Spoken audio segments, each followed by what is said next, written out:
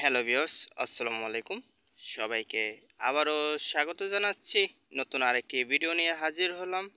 তো দর্শক, আজকে আমরা দেখাবো লাউ গাছে সার দেওয়ার নিয়ম এবং আমরা কি সার দিলে প্রচুর পরিমাণে লাউ ধরবে, তো বিস্তারিত আমরা আজকে দেখাবো। তো দর্শক, প্রথমত আমাদের গাছের গোড়া আগাছা হলো, আগাছাগুলো আমরা উঠিয়ে নিব। হাত দিয়ে উঠিয়ে নিলে আমাদের ভালো হবে, শিকড় যুক্ত আর থাকবে না এবং শিকড়ের আপনার সাথে উঠে যাবে। তো দর্শক, আমরা আগাছাগুলো উঠিয়ে নেই, তো সাথে থাকুন।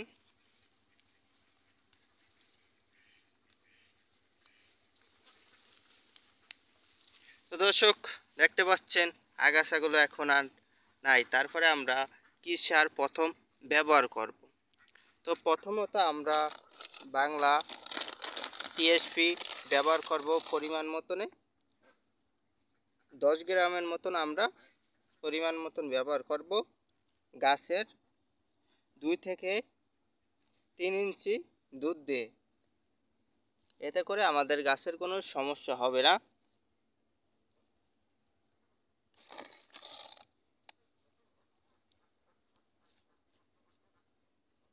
তারপরে আমরা কি ব্যবহার করব, তারপরে আমরা ব্যবহার করব জিপ সার।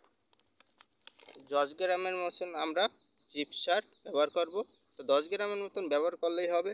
তো দর্শক, এই পদ্ধতিতে আমরা ছাদ বাগানে, টবে এবং যে কোনো জায়গায় আমরা এরকম সার দিব, গাছের গোড়ো থেকে দূরে দূরে।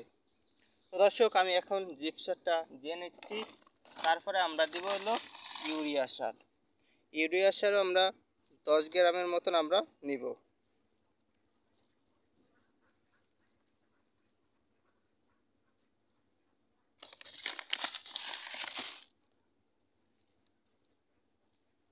দর্শক, তারপরে আমরা নিব হলো জিঙ্ক সালফার।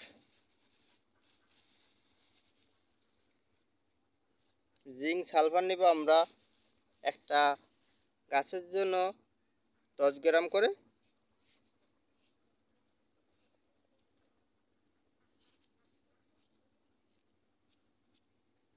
তারপরে আমরা নিব বাংলা ড্যাফ এবং দস্তা। তো আমরা প্রতি গাছের জন্য বাংলা ড্যাপ নিব হলো 10 গ্রাম এবং দস্তা নিব আমরা 10 গ্রাম।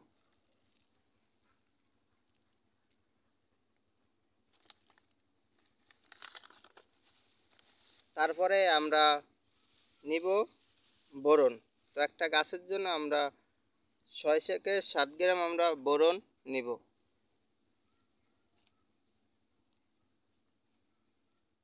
তারপরে আমরা নিব ম্যাগনেসিয়াম। একটা গাছের জন্য নিম্নে 15 থেকে 20 গ্রাম ম্যাগনেসিয়াম আমরা ব্যবহার করব, যাতে আমাদের ফলন বৃদ্ধি হবে এবং গাছের গুণাগুণ ভালো হবে।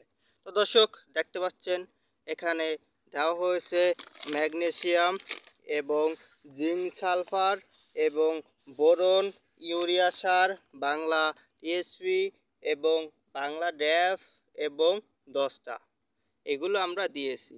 তো দিয়ে এখন আমরা গাছে এই সারগুলো দিয়েছি, এখানে আমরা হালকা মাটি, শুকনো মাটি ছিটিয়ে দেব, যাতে আমাদের এই সারগুলো বৃষ্টি বা কোনো রৌদ্রতে আমাদের অ্যাকশনগুলো না চলে যেতে পারে। দর্শক, আমি এখন মাটিগুলো ছিটিয়ে দিচ্ছি।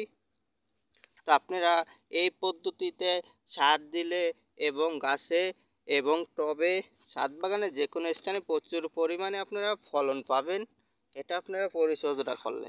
তো দর্শক, আজকে আমি এখানেই বিদায় নিচ্ছি। সকলে ভালো থাকবেন। আল্লাহ হাফেজ। আসসালামু আলাইকুম।